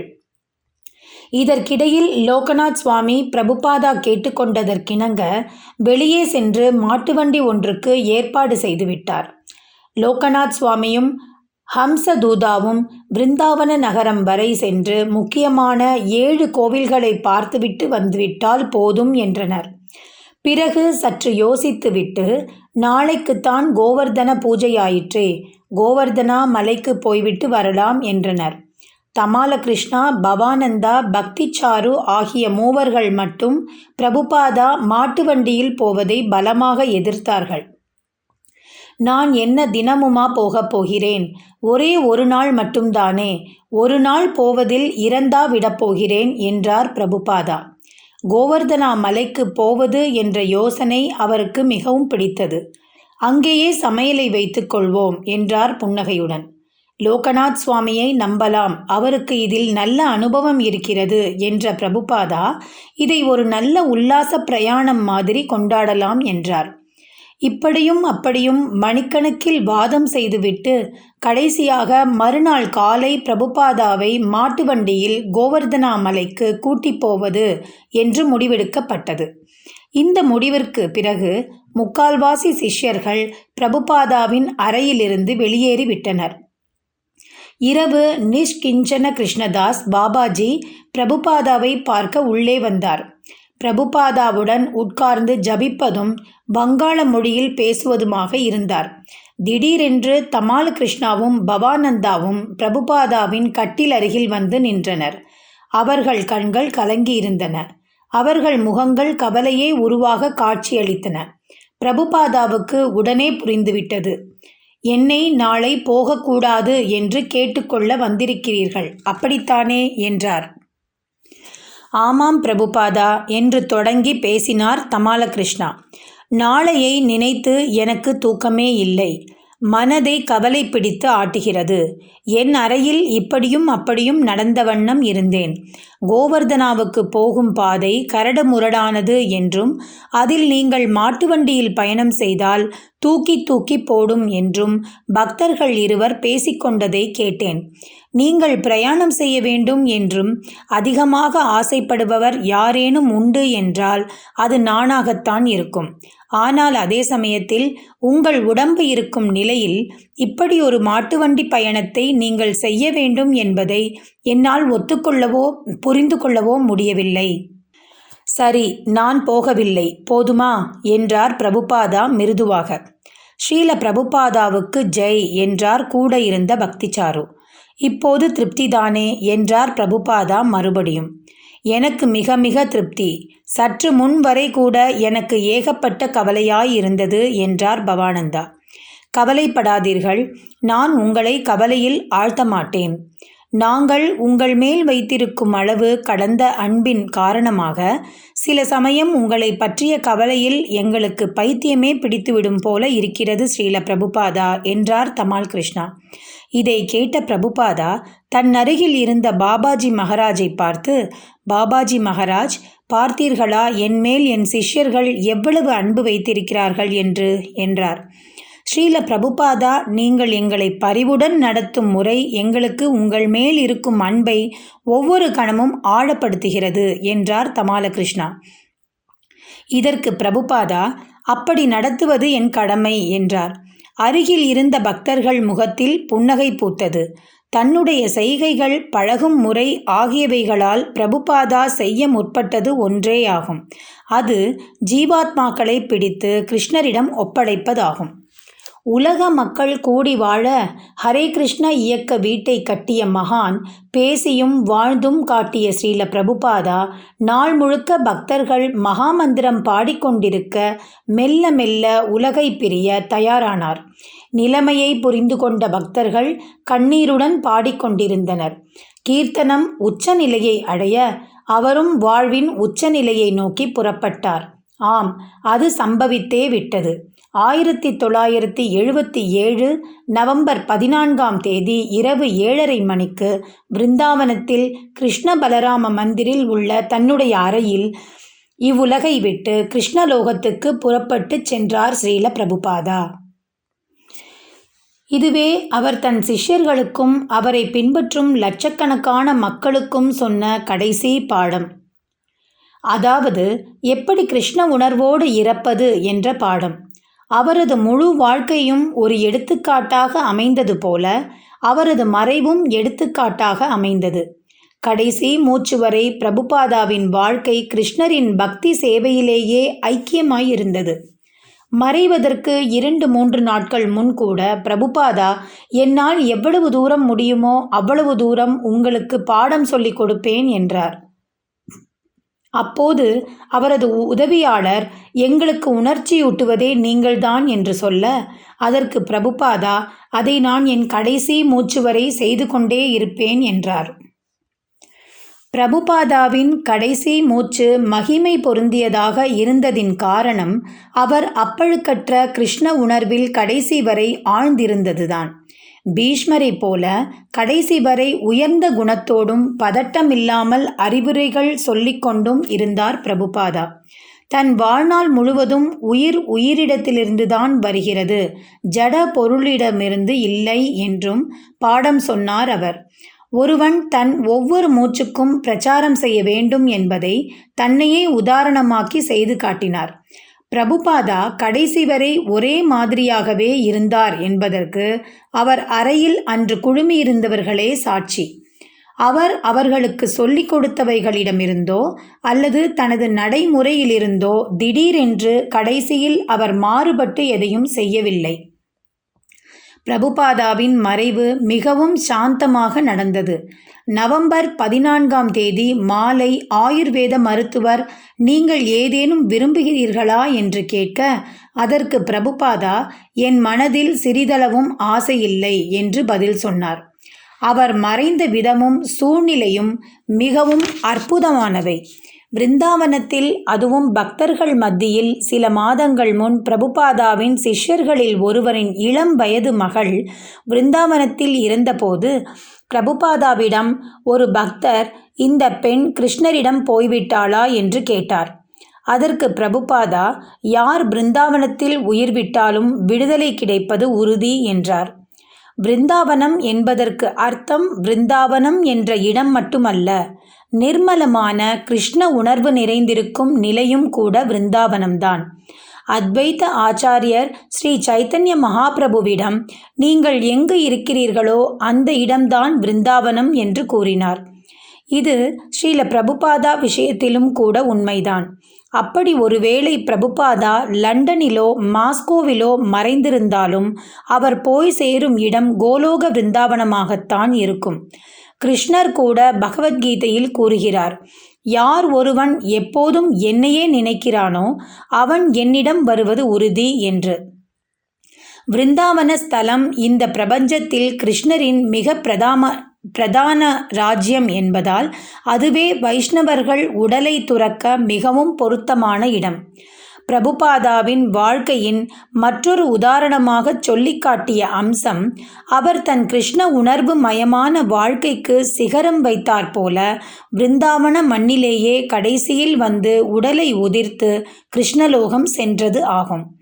விருந்தாவனத்தை விட்டு வெளியே அடியெடுத்து வைப்பதில்லை என்று சபதம் மேற்கொண்டு விருந்தாவனத்திலேயே தங்கியிருக்கும் வைஷ்ணவர்கள் பிரபுபாதாவின் வாழ்க்கையை ஒரு முறை பார்க்க வேண்டும்.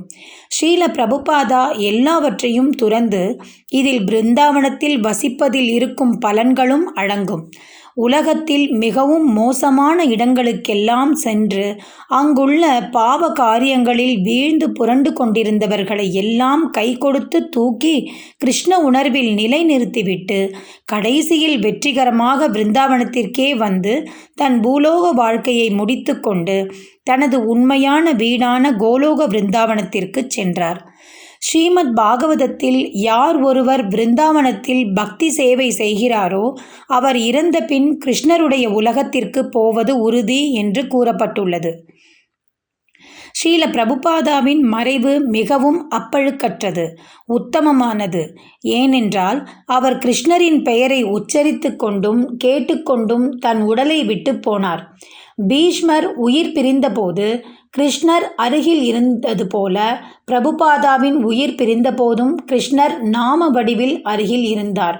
அன்று அம்பு படுக்கையிலிருந்து பீஷ்மர் சொன்னார், எல்லோரிடமும் சமமான அன்பு செலுத்துபவராக இருந்தும் கிருஷ்ணர் நான் இறக்கும் தருவாயில் என் முன் வந்து தரிசனம் தருகிறார். காரணம், நான் அவருடைய பின்வாங்காத சேவகன். அன்று பீஷ்மதேவர் உயிர் விட்டபோது கிருஷ்ணர் அருகில் இருந்து அங்கு இருந்தவர்களுக்கெல்லாம் பீஷ்மர் கிருஷ்ணலோகத்திற்கே திரும்பி போகிறார் என்று ஆறுதல் சொன்னார். இன்று பிரபுபாதாவின் உயிர் பிரிந்த போதும் ஹரே கிருஷ்ணா மகாமந்திர அவதாரமாக கிருஷ்ணர் அவர் அருகில் இருந்தார். ஸ்ரீல பிரபுபாதாவின் வாழ்க்கை முழுவதுமாக கிருஷ்ணருடைய புனித நாமங்களை உலகத்திலுள்ள ஒவ்வொரு நகரத்திலும் கிராமத்திலும் பரப்புவதற்காகவே அர்ப்பணிக்கப்பட்டது. கடந்த 1 மாதமாக அவரை சுற்றி ஹரே கிருஷ்ண மகாமந்திரம் இடைவிடாமல் ஒலித்து கொண்டே இருந்தது. தான் இறக்கும்போது தன் அறையில் பக்தர்கள் கூட்டமாக உட்கார்ந்து ஹரே கிருஷ்ண மந்திரத்தை பஜனை செய்த வண்ணம் இருக்க வேண்டும் என்று பிரபுபாதா ஆசைப்பட்டார்.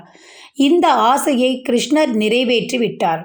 இதனால் அவர் புறப்பட்ட நேரம், சூழ்நிலை ஆகியவை அவர் கிருஷ்ணலோகம் செல்வதற்கு மிகவும் சாதகமாக அமைந்தது. வைஷ்ணவர்களின் வாயால் ஹரே கிருஷ்ண மந்திரத்தை கேட்டுக்கொண்டே மிக மிக புனித இடமான பிருந்தாவனத்தில் பிரபுபாதா தன் சரீரத்தை விட்டு கோலோகம் புறப்பட்டு சென்றார். உயர்ந்த சீரிய ஆச்சாரியர்கள் மற்றவர்கள் தங்கள் உதாரணத்தை பின்பற்றி நடக்குமாறு தான் நடந்து கொள்வார்கள். கிருஷ்ணருடைய பாத கமலங்களை படகாக கொண்டு பிறப்பு இறப்பு என்னும் சமுத்திரத்தை கடக்கும் பிரபுபாதா போன்ற ஆச்சாரியர்கள் அப்படி கடக்கும்போது ஆச்சரியப்படும் வகையில் படகை மற்றவர்கள் உபயோகிக்க இந்த ஜட உலகின் பக்கமே விட்டு செல்கிறார்கள். மிகப்பெரிய ஆபத்துகளையும் சந்திப்பதற்கான வழியை சாதாரண மனிதர்களுக்கும் விளக்குவதாக இருந்தது பிரபுபாதாவின் உன்னதமான மறைவு. மங்களகரமான மரணம் என்பது வெறுமனே குறைகள் இல்லாமலும் பயம் குழப்பம் இல்லாமலும் மரிப்பது அல்ல. மரணத்தின் முக்கியமான அம்சம் என்னவென்றால், மரணம் சம்பவிக்கும் நேரத்தில் ஆத்மாவானது உடலை விட்டு பிரிந்து போய் மற்றொரு பிறவி எடுப்பதாகும். கிருஷ்ண உணர்வில் மூழ்கியிருக்கும் ஆத்மா மட்டுமே பிறப்பும் இறப்பும் நிறைந்த இந்த உலகத்தை விட்டு பிரிந்து முடிவில்லாத பேரின்பம் மிக்க வாழ்வை கிருஷ்ணரின் ஆன்மீக உலகத்தில் அடைய முடியும். ஆகவேதான் ஒருவனின் வாழ்க்கை அவன் மரணமடையும் நேரத்தில் பரீட்சிக்கப்படுகிறது. மரணம் ஒரு பெரிய பரீட்சை. அதில் 100க்கு 100 வாங்கினாலொழிய கிருஷ்ணலோகம் செல்ல முடியாது.